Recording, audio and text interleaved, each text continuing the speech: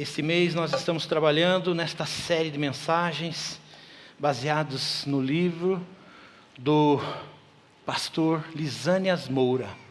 Lisânias Moura escreveu essa riqueza, Famílias Imperfeitas, Graça Perfeita. Se você não adquiriu esse livro, eu recomendo. Passe na nossa livraria e compre esse livro, que vai enriquecer muito a sua vida e a sua família.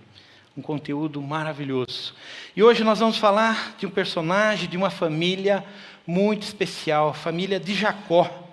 Vamos conhecer um pouco da história desse personagem, que é tão importante na história bíblica, que tem tanto para nos ensinar. E Jacó, quem era Jacó? Jacó era irmão de Esaú, filho de Isaque e de Rebeca, netos de Abraão e Sara.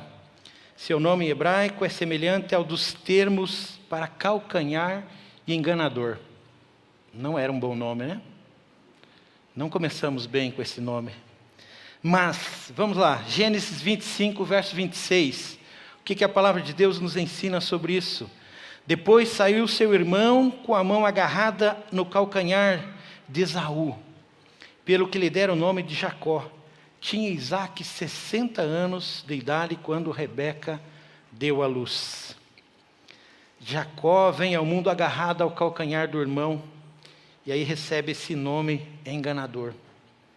Jacó forçou seu irmão Esaú, com fome, a trocar o seu direito de primogenitura por um ensopado de lentilhas. Esaú estava lá, segundo Esaú, ele mesmo relata que estava morrendo de fome. E aí o seu irmão, espertalhão, se você nasceu primeiro, mas na verdade quem deveria ter nascido era eu. Então vamos trocar. Quero trocar com você o teu direito de primogenitura.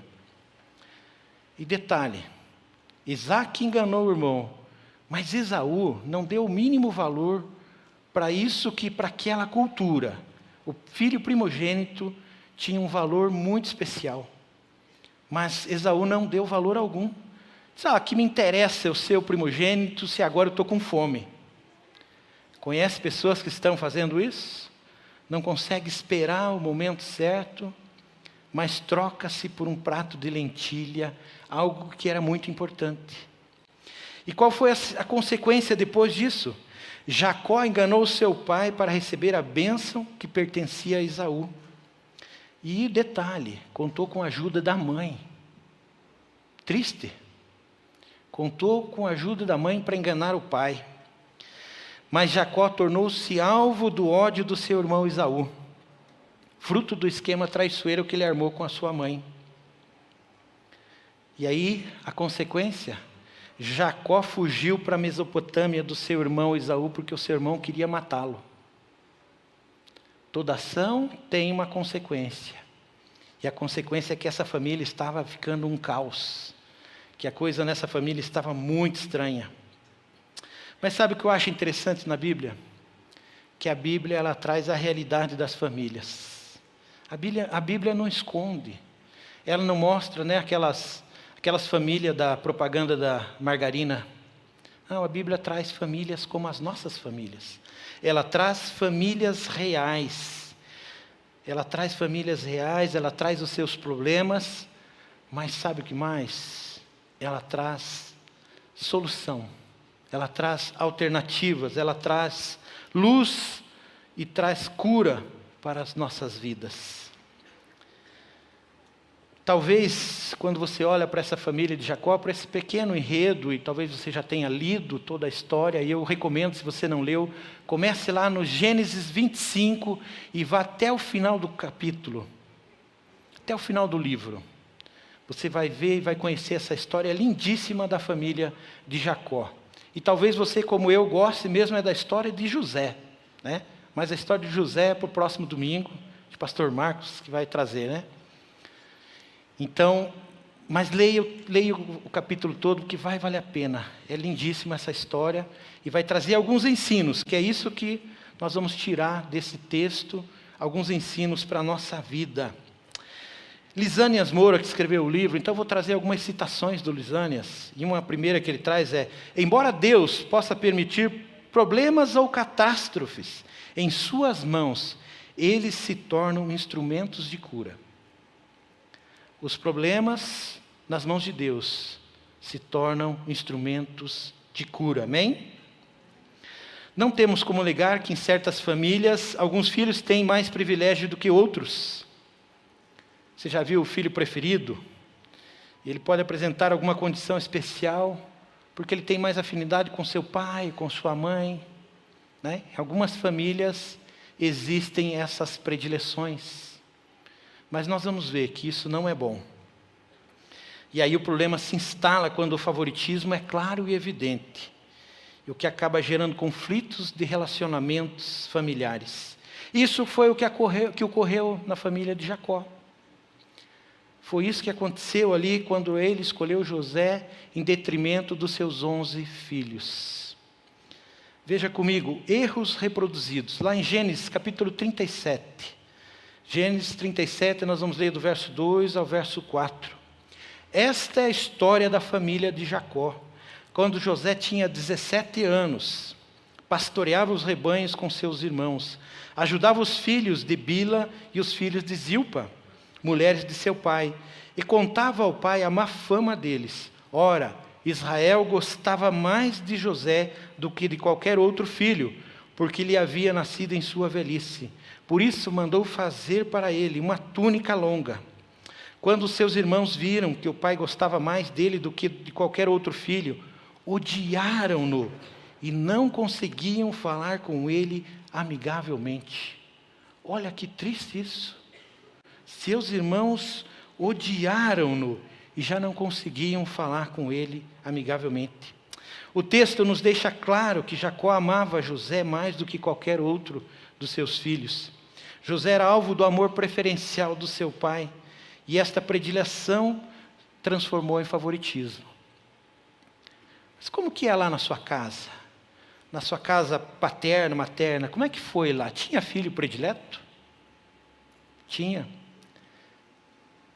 E na sua casa hoje, tem filho predileto? Tem aquele que é o escolhidinho do papai, da mamãe? Conversa com a pessoa do seu lado e comenta. Teve filho predileto? Deixou marcas lá na sua história? Como é que foi isso?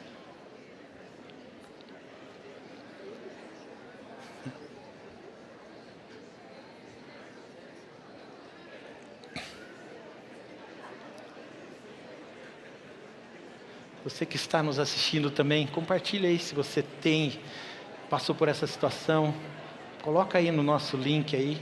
Escreva para nós se você também viveu isso na sua família.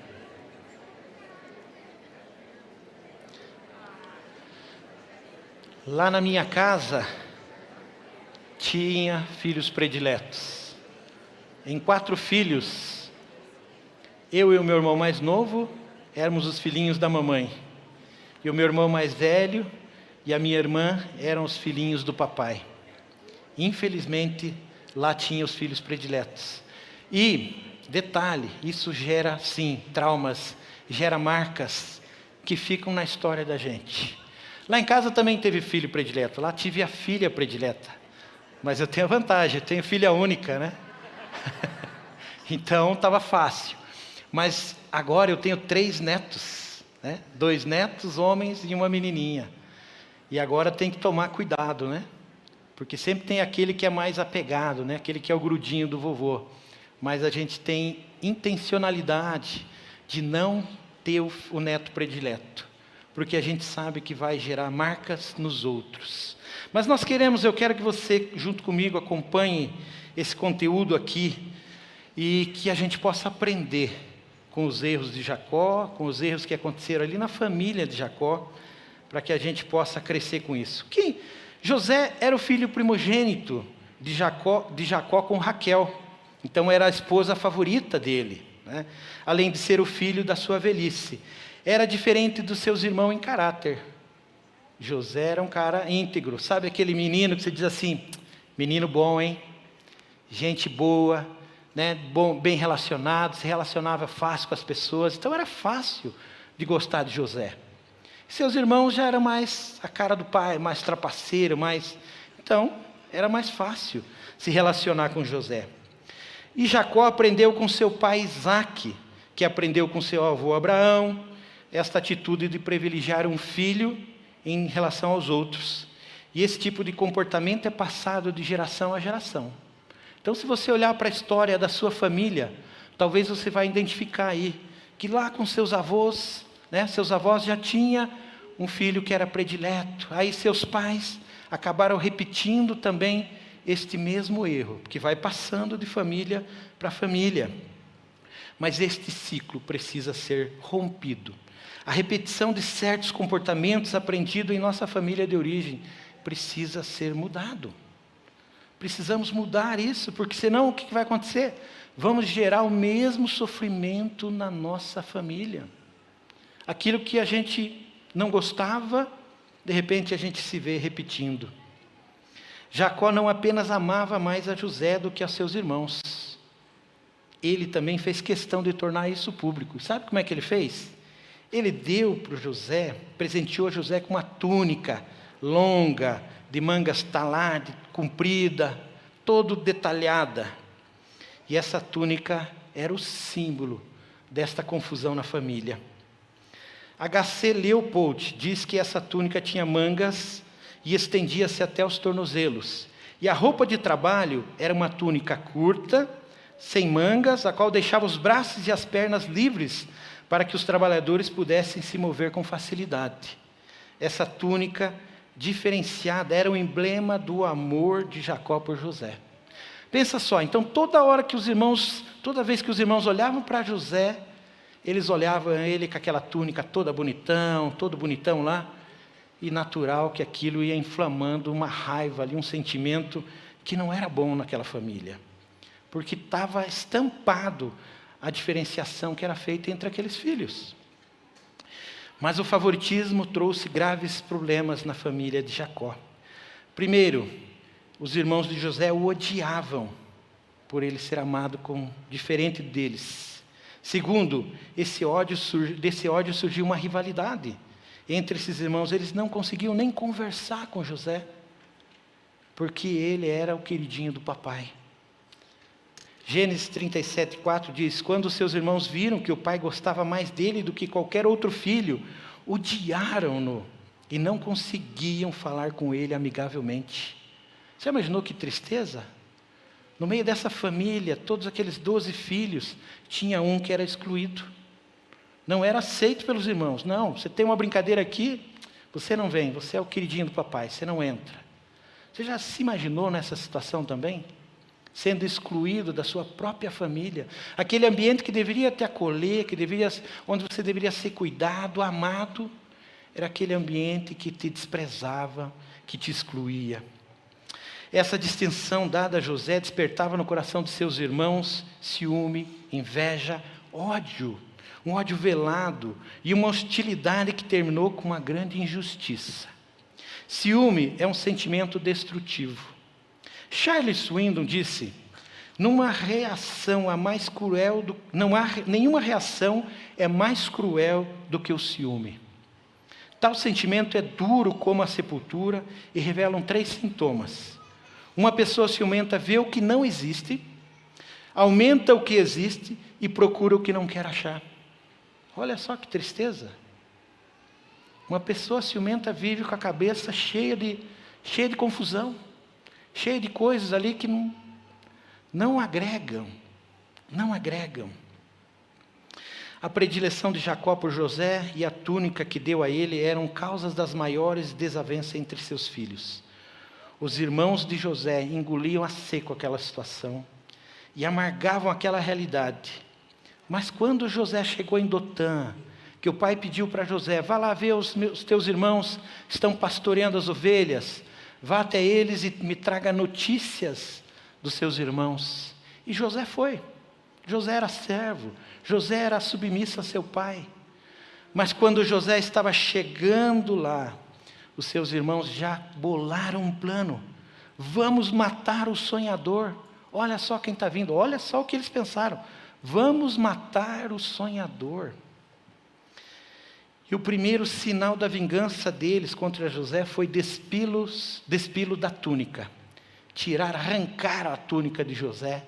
Ah, você é o queridinho do papai, vem aqui, vamos tirar esse símbolo que tanto nos gera raiva. E essa túnica foi arrancada, e os irmãos chegaram a tramar para matar José. Mas o seu irmão mais velho disse: não, não vamos matá-lo, é sangue do nosso sangue, é nosso irmão. E aí acalmou, mas jogaram José dentro de um buraco, dentro de uma caverna. E os irmãos ficaram ali bolando o que iam fazer com ele, não ficaram satisfeitos. Quando viram uma caravana de ismaelitas: vamos vender José, vamos fazer grana com ele. E os irmãos fizeram isso, venderam José para os ismaelitas por 20 moedas de prata. Olha quanta maldade no coração desses homens. Olha o que a inveja, o ciúme foi gerando no coração deles em relação ao irmão. E após essa trama, os irmãos inventaram uma mentira para convencer o pai do desaparecimento do irmão. Eles induziram o pai a pensar que José tinha sido devorado por um animal selvagem. Olha só, no Gênesis capítulo 37, versos 31 e 32, diz: então eles mataram um bode, mergulharam no sangue a túnica de José, e mandaram ao pai com este recado: achamos isto, veja se é a túnica do teu filho. Não é a túnica do nosso irmão, é a túnica do teu filhinho, do teu queridinho. Veja se não é a túnica. Olha quanta maldade no coração desses homens. A que ponto eles chegaram.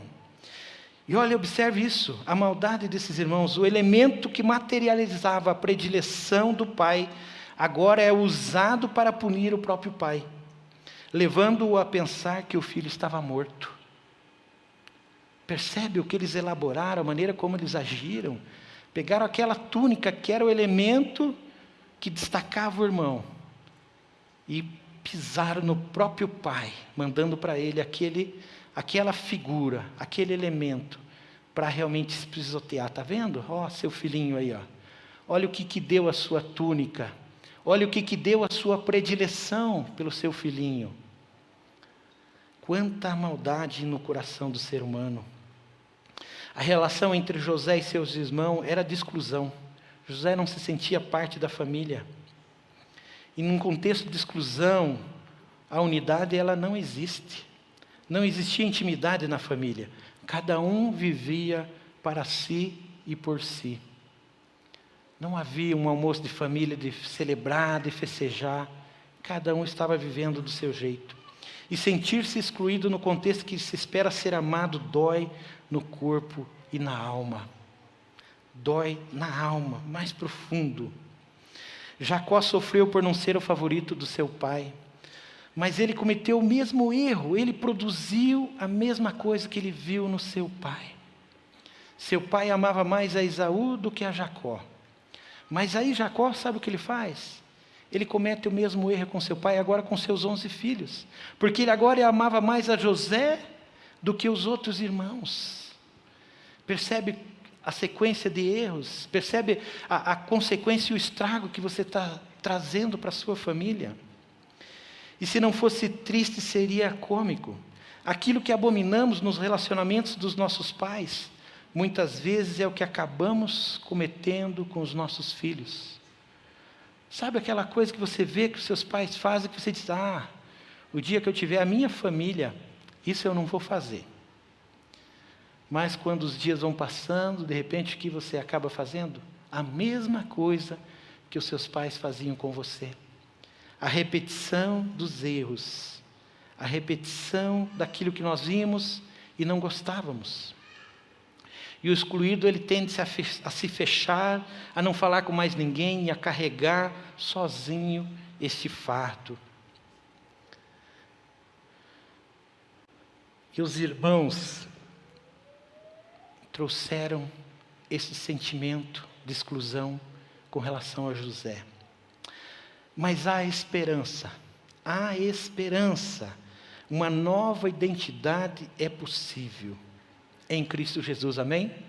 Em Cristo Jesus nós podemos mudar a nossa história, podemos ver a ação de Deus na nossa família e podemos ver realmente uma história nova, podemos construir uma nova história através da ação de Deus em nós. Mas o que nós precisamos para mudar esse cenário lá na sua casa, lá na minha casa? Primeiro nós precisamos identificar. Nós temos algum problema lá na nossa família? Tem alguma situação que a gente entende que não está confortável, que não está favorável? Então nós precisamos primeiro identificar esse problema. Outra coisa é reconhecer que não temos o poder para mudar o passado. Você e eu não temos condições de mudar o que já passou. Mas nós, em Cristo Jesus, nós podemos sim mudar a nossa história. Deus pode nos capacitar para mudar o futuro. Deus pode nos ajudar a mudar a nossa história a partir desse ponto onde nós identificamos aquele problema, aquela situação. Salmo 147, no verso 3, verso 11, nos ensina o seguinte: só Ele cura os de coração quebrantado e cuida das suas feridas. Só Ele, o Senhor. O Senhor se agrada dos que o temem e dos que depositam sua esperança no seu amor leal. Só Ele. É nele que nós podemos confiar, é nele que nós podemos depositar a nossa segurança, a nossa confiança, a nossa história. Porque Ele muda a nossa história. Em situações como a de José, o filho escolhido não tem culpa, mas também sofre as consequências do favoritismo por parte do pai ou da mãe. E o autor Lisânias Moura diz o seguinte: muitos pais realizam seus sonhos nos filhos, causando nestes, muitas vezes, um sentimento de revolta. Nem sempre os sonhos dos filhos, os sonhos dos pais para os filhos é o sonho dos próprios filhos, ou os sonhos de Deus para os filhos. Sabe aquela história de que você sonhava em ser médico, e aí de repente você não realizou esse sonho, mas aí você sonha que o teu filho seja médico, você sonha que teu filho seja engenheiro, seja advogado, mas esse é o teu sonho. Quantos filhos frustrados porque vivem ao sonho do pai? Quantos filhos que tentam realizar o sonho dos pais, porque o pai a vida inteira falou: ah, filho, meu sonho é que você seja isso, meu sonho é que você faça aquilo. E aí o filho vive frustrado porque não era o seu sonho, mas ele quer realizar o sonho do seu pai, quer agradar o seu pai, sua mãe. Certamente vai carregar uma frustração para a vida toda. Tanto Jacó como José sofreram devido aos danos oriundos do favoritismo na família, seja por se sentirem odiados, seja por se sentirem excluídos. Não temos o poder de mudar a nossa família, mas em Cristo temos condições de impedir que a nossa vida seja moldada pelas circunstâncias sobre as quais não temos controle. Em Cristo nós podemos dar um novo rumo para a nossa vida, podemos trilhar uma nova história em Cristo. Podemos deixar de olhar para os pais ou para os outros como responsáveis pela nossa vida, mas na dependência de Deus podemos tomar as rédeas da nossa vida, tomar direção, tomar as atitudes, as ações daquilo que Deus tem para cada um de nós. Mas pensando nessa família, nós precisamos pensar, olhar para a família de Jacó, olhar para as nossas famílias. Nossas famílias precisam de limites, os nossos filhos precisam de limites. Todos precisam de limites. Lisânias diz o seguinte: na vida de um homem adulto encontramos sinais da sua infância e adolescência. Nessas fases da vida, as palavras disciplina e limites são cruciais. São fontes de sabedoria preparatórias da vida adulta. O momento da disciplina, o momento de corrigir, o momento de ajudar os nossos filhos é como nós apresentamos agora, desde bebezinho, desde pequeno. Porque depois que ele tiver jovem, adolescente, tiver adulto, né? Você já viu aquela expressão, pau torto não endireita mais? É por aí. Depois que ele cresceu, se você não cuidou quando era pequeno, não vai endireitar mais. Sabe uma cena que eu vejo, às vezes nos restaurantes, às vezes no mercado, que eu fico escandalizado? Sabe, já viu aquela cena, a criança deita no chão e esperneia e grita, e eu quero porque eu quero? Está faltando vara ali, está faltando pai e mãe com firmeza, para educar a criança. E aí quando você não educa, você sofre as consequências, passa vergonha com os filhos. Sabe aquela outra situação? Chega no restaurante, o filho que vai lá e escolhe a mesa, é o filho que escolhe o que vai comer.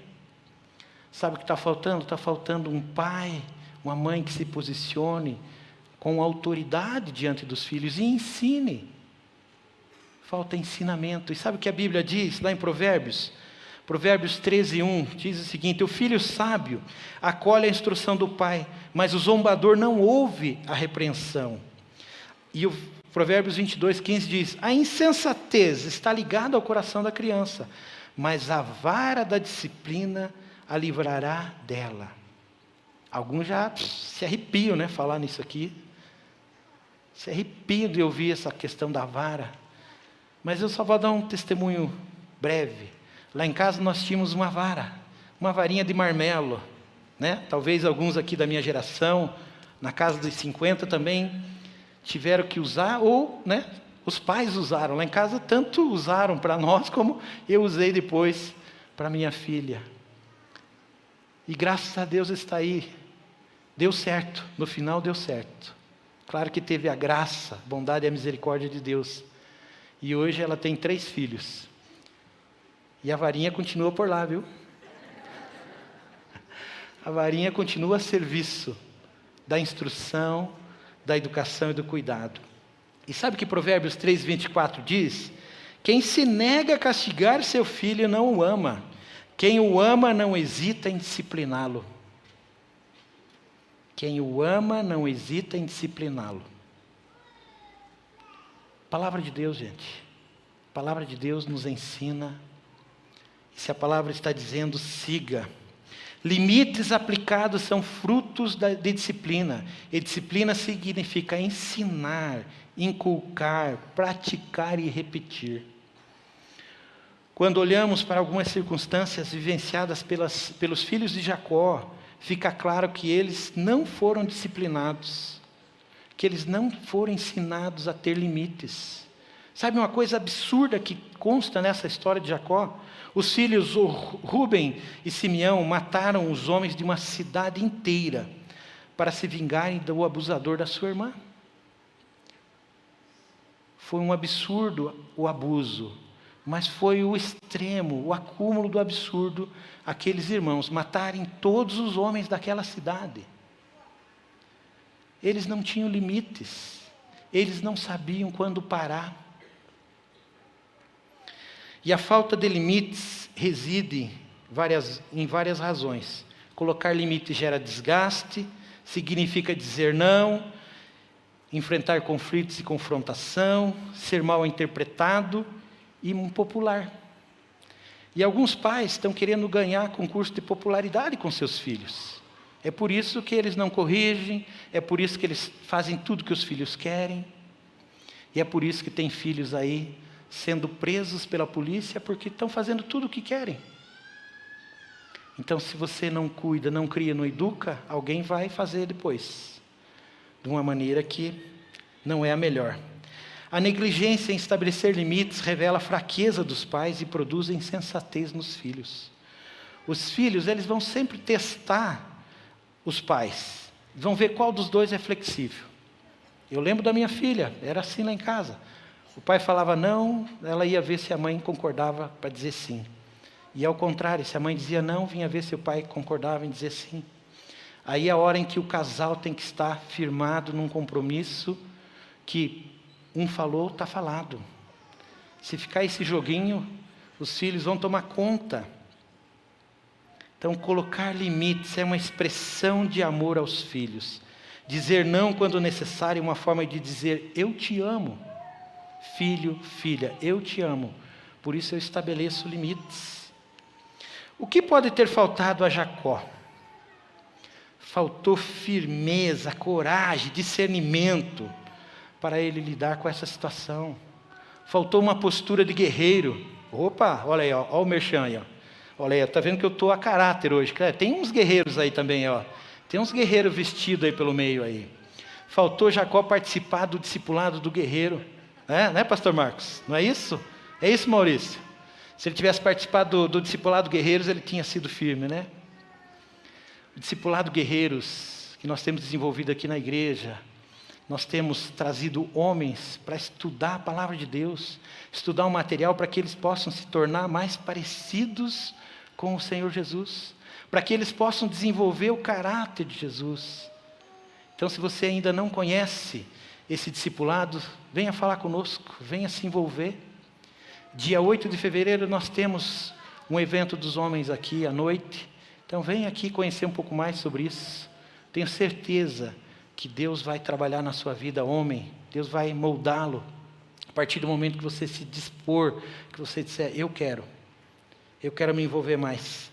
Faltou então essa firmeza, coragem e discernimento para o nosso querido Jacó. Jacó não estabeleceu limites para os seus filhos.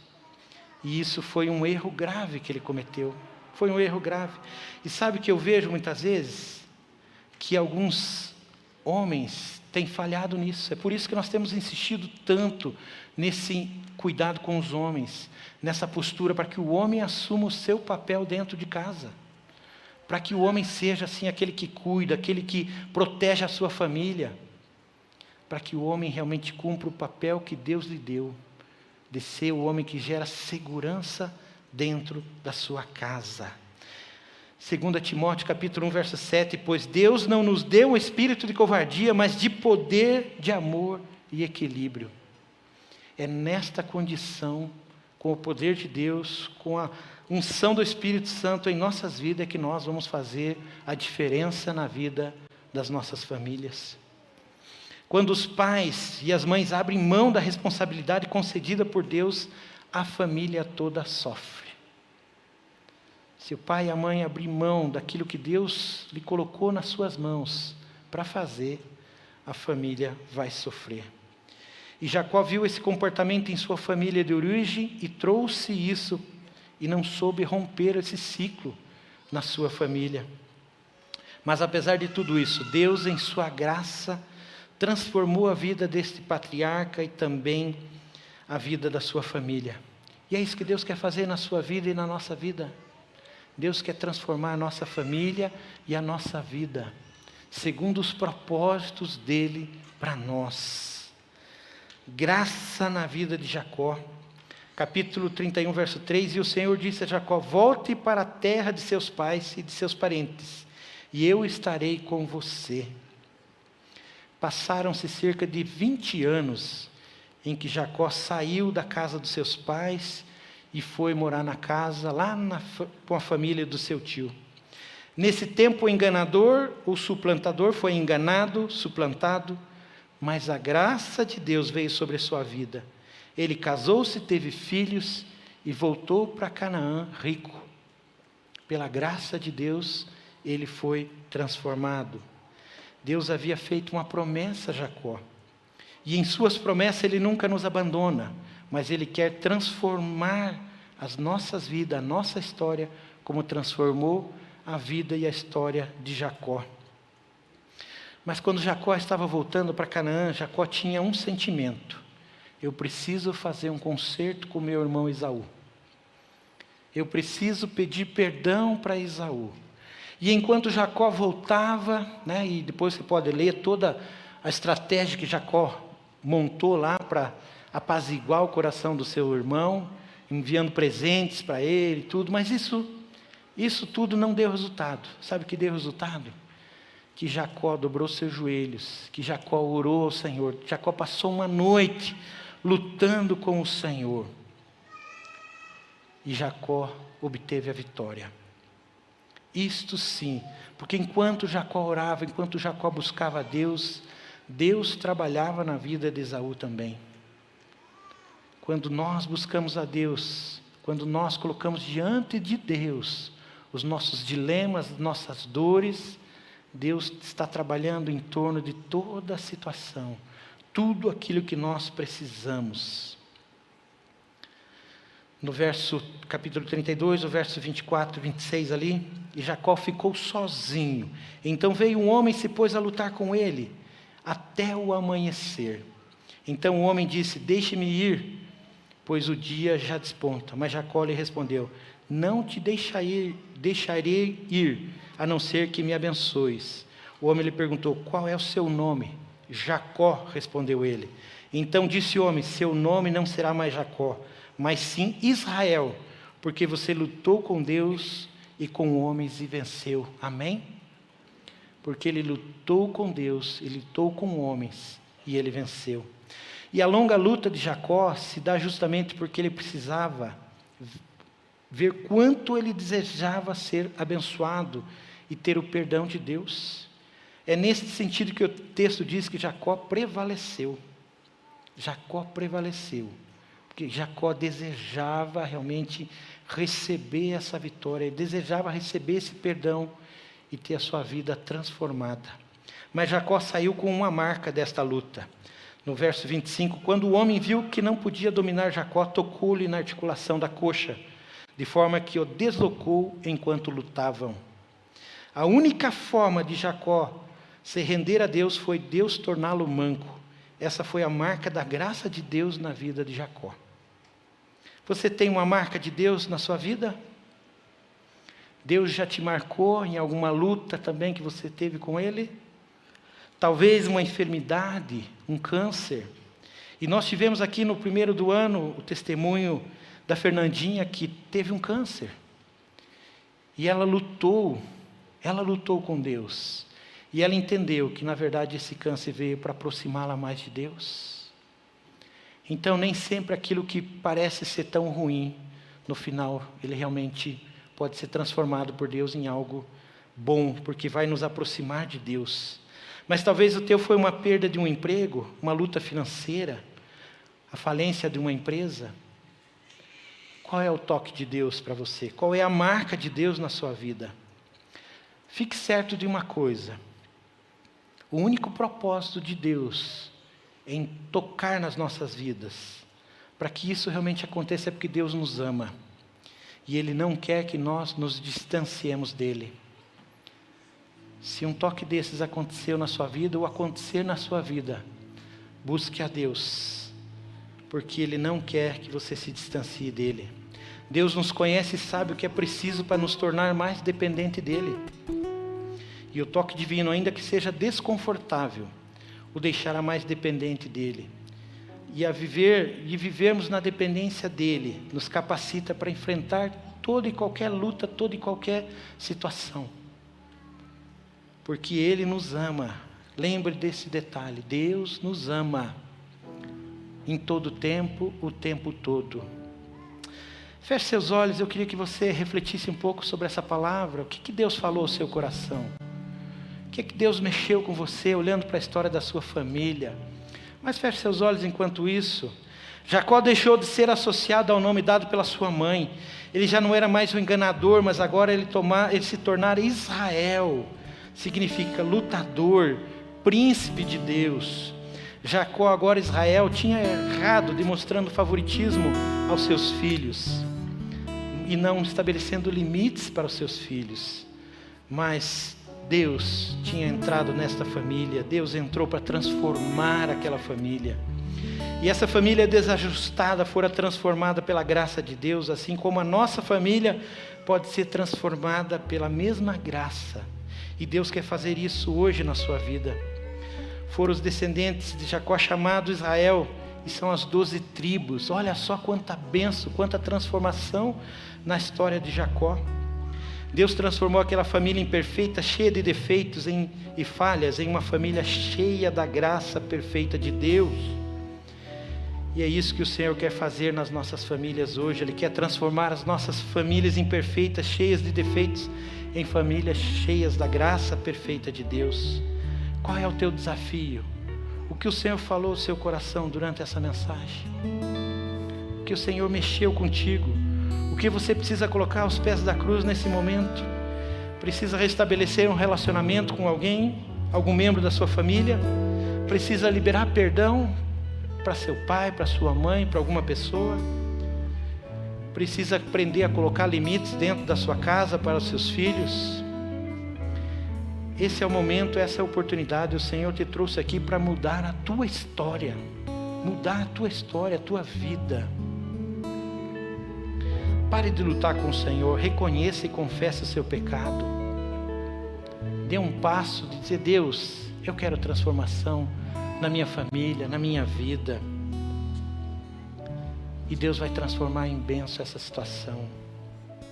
Ele quer te dar uma nova identidade, como fez com Jacó. De enganador passou a ser chamado Israel, príncipe de Deus. Deixa o Senhor mudar a sua história. Fique em pé, enquanto nós vamos cantar. Você identificou alguma situação dessas? Vem à frente, nós queremos orar pela sua vida. Tem pastores aqui, tem ministros, tem pessoas aqui que querem orar pela sua vida.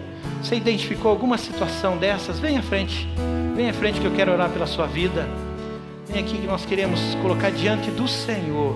Nós queremos viver na dependência desse Deus. E Deus vai te capacitar para perdoar, para você viver o novo de Deus na sua família. Vem aqui, dobra os seus joelhos aqui, entregue ao Senhor agora. Coloque nos pés da cruz a sua vida, a sua história. Venha como família, venha junto. Se você está com a esposa, venha a família aqui. Venha orar aqui, nós queremos orar pela sua vida. Quando cantamos, venham.